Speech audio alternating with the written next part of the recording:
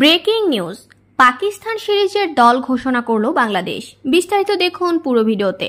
দর্শক, আগামী 20 জুলাই থেকে মাঠে গড়াবে বাংলাদেশ এবং পাকিস্তানের মধ্যকার 3 ম্যাচের টি-20 সিরিজ।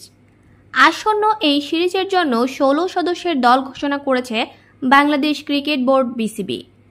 সদ্য সমাপ্ত শ্রীলঙ্কার বিপক্ষে সিরিজের স্কোয়াড থেকে কোনো পরিবর্তন আনা হয়নি এই সিরিজের দলে। এত বড় কারণ গত সিরিজের পারফরম্যান্স। প্রথমবারের মতো শ্রীলঙ্কার মাটিতে স্বাগতিকদের বিপক্ষে টি-20 সিরিজ জিতেছে বাংলাদেশ।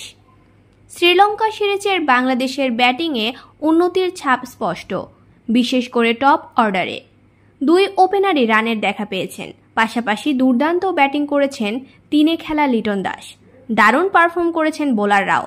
আগামী 20 জুলাই প্রথম টি-20 দিয়ে শুরু হবে পাকিস্তান সিরিজ। এরপর দ্বিতীয় ও তৃতীয় টি-20 হবে যথাক্রমে 22 এবং 24 জুলাই। সিরিজের সবকটি ম্যাচই অনুষ্ঠিত হবে মিরপুরের শেরেবাংলা জাতীয় ক্রিকেট স্টেডিয়ামে।